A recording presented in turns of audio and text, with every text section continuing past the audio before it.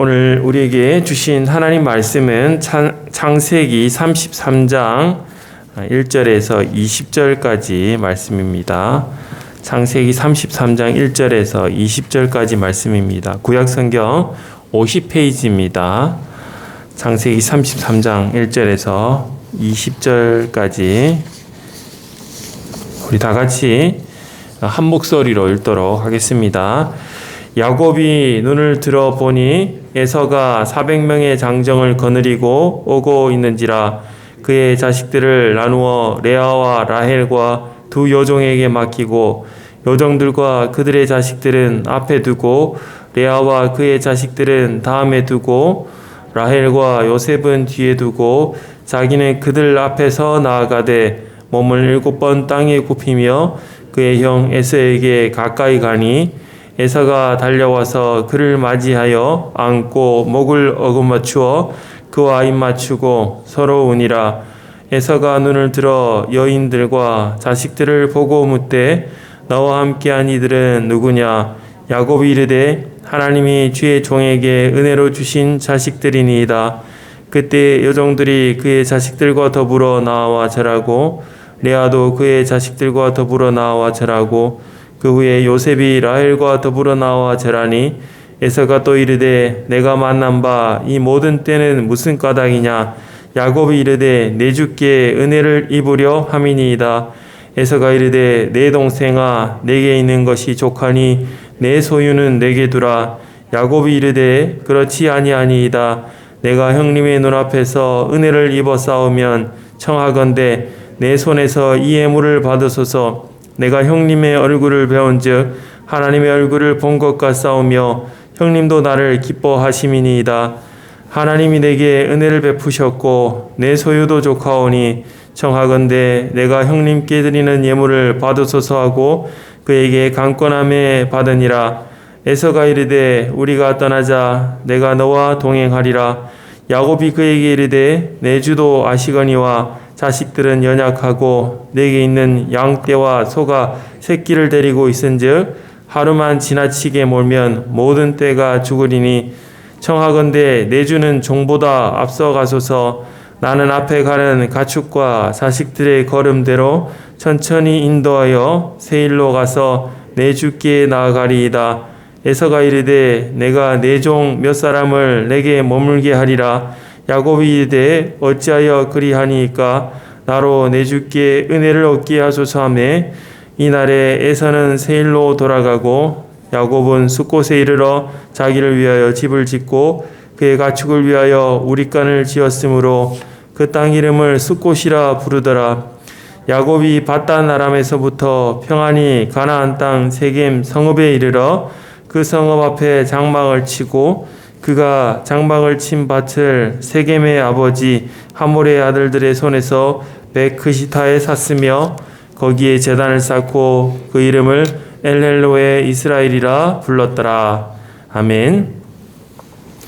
오늘 본문에 앞서서 야곱은 야복 강가에서 하나님의 천사와 함께 겨루어서 씨름을 겨루어서 또 이긴 그 장면이 나옵니다. 오늘 화요일이라서 이제 앞부분 장면이 이제 넘어갔는데 그래서 이제 야곱이 하나님의 천사와 겨루어서 이기었다라는 뜻의 그 이름의 그 계명이 이루어집니다. 그래서 이스라엘이라 하는 그 이름을 얻게 되는 것이죠. 이 이스라엘이라는 이름의 뜻은 하나님과 겨루어 이기었다라는 뜻과 또 승리자라는 그런 뜻이 있습니다. 그래서 오늘 본문의 야곱은 그 예전의 야곱과 다르다 하는 것을 이 이름의 그 변화를 통해서 우리가 한눈에 알아볼 수가 있습니다. 예전에 그 야곱의 모습, 야곱이 아직도 좀 속이고 미성숙했던 하나님과 완전히 동행하지 못했던 그런 모습이 아니라 이제는 조금 더 변화했다라는 것을 이름의 변화를 통해서 우리가 쉽게 알 수가 있습니다. 그래서 야곱은 지금은 하나님의 은총을 받은 사람이다라고 볼 만큼 많이 변화가 되어 있는 거죠. 야곱이 야복강을 건넌 그런 모든 상황이 사실은 건너올 때 별로 좋지를 않았습니다. 왜냐하면 밤새 그 야복 강가에서 하나님의 천사와 씨름을 하다가 환도뼈가 위골이 되는 부러지는 그런 상황에서 건넜기 때문에 그렇게 쾌적하게 건널 수가 없는 상황이었습니다. 아마 다리를 질질 끌거나 그런 어려운 상황 가운데서 건넜겠죠. 그런데도 불구하고 이 400명의 그 군사들을, 장정들을 실제로 보게 되었을 때 이전에는 아마 이 야곱이 그런 그들을 봤으면은 두렵고 떨리고 하늘이 무너지는 것 같고 그런 마음이 들었겠지만은, 이제는 그의 앞에 나타난 이 400명의 장정들을 보았을 때 좀 오히려 담대한 마음을 가지고 그들을 맞이하게 되는 것이죠. 왜냐하면은 사실 이 야곱은 계속해서 하나님께서 인도하여 주신다라고 계속해서 이 하나님의 음성을 들었던 자고, 하나님을 만났던 자고, 하나님의 그 천사들이 자기를 보호하신다라는 것을 약속을 받았던 그런 자였습니다. 그래서 더불어 지난 밤에는 하나님의 그 천사와 겨루어 이기기까지 하는 그래서 이름까지도 새로 받은 그런 자였기 때문에 좀 많이 담대해진 그런 상태이죠.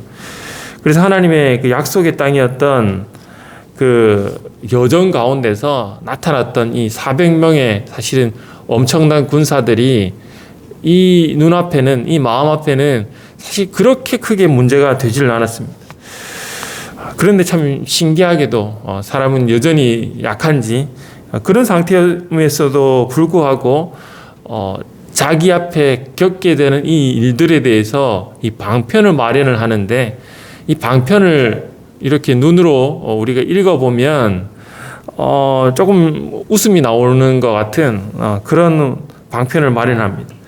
아내와 자식들을 이 세 부분으로 나누게 되는데, 누가 봐도 이거는 조금 덜 사랑하는 그 순서대로 이 앞부분을 배치를 합니다. 종들과 종들의 그 자식들과, 그리고 레아와 레아의 그 자녀들과, 그리고 또 마지막에 라헬과 라헬의 자녀들이 있고, 그 다음에 자기가 있으면은 정말 이건 좀 그런 것 같은데, 그래도 그 앞에, 그들 앞에서 형 에서를 만나기 위해서 먼저 서서 만나러 가게 됩니다.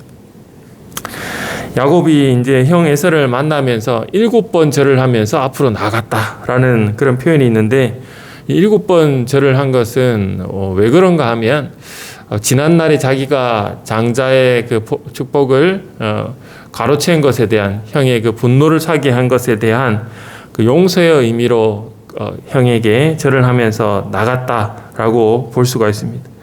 그런데 사실 이 순간에도 하나님께서는 야곱에게 함께 해주시겠다, 보호해주시겠다 하는 그런 약속을 한 그런 상태였습니다. 그래서 에서가 이 400명을 딱 마주 나왔을 때 사실 그의 앞에는 그 담대함이 있어야 함에도 불구하고 여전히 좀 육체적으로 인간적으로 약한 면모를 가지면서 자기 나름대로 최선의 방책을 가지고 이렇게 나가는데, 웬일인지 이 에서가 그런 군사를, 장정들을 데리고 나왔지만은 에서가 무슨 일이었는지 완전히 바뀌어 있었다라는 거죠.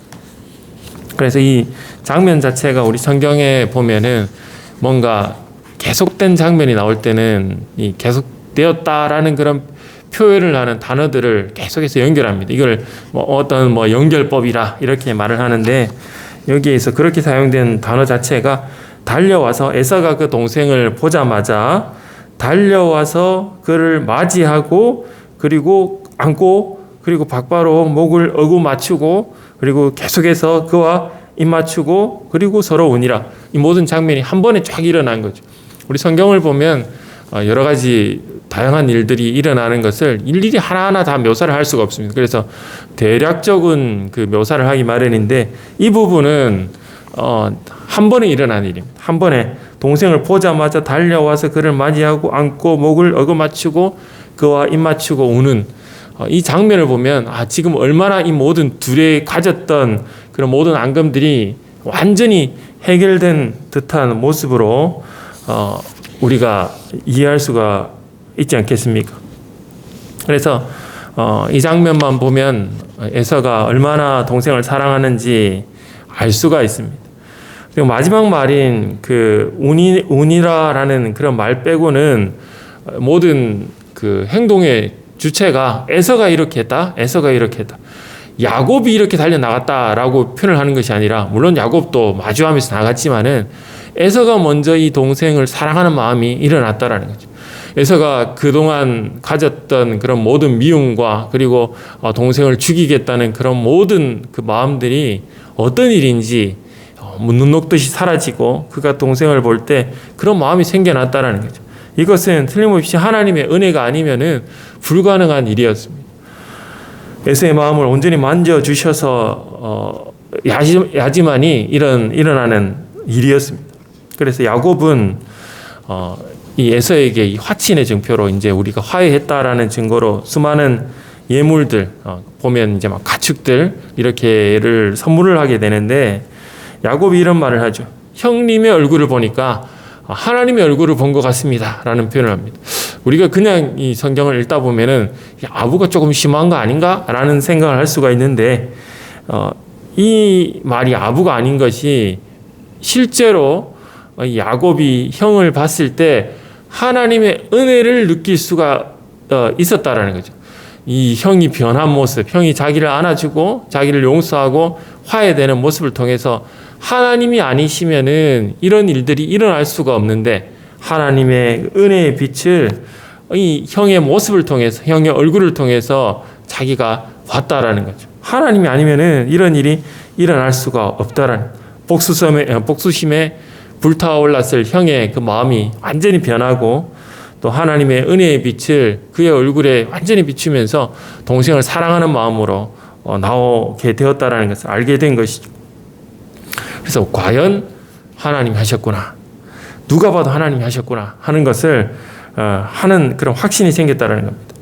그리고 이때 이제 에서가 야곱에게 세일로 가자라고 하는데, 나쁜 의도가 아니었습니다. 나쁜 의도가 아니고 이제 400명의 군사들을 데리고 왔기 때문에 그 지역에 대해서는 이 에서가 누구보다 잘 아는 지역이었기 때문에 당시에 이런 많은 재물들을 가지고 가는 때가 있으면 많은 아마 공격자들이 있었을 겁니다. 그런 것들에 대해서 보호하기 위해서 이런 말을 하게 된 건데, 그래서 400명의 군사들을 앞뒤로 배치를 하든지 이렇게 주위를 둘러서 배치를 하든지 해서 보호를 하면서 가자라는 그런 말을 했는데, 야곱이 이런 말을 하죠. 지금 아이들이 어립니다.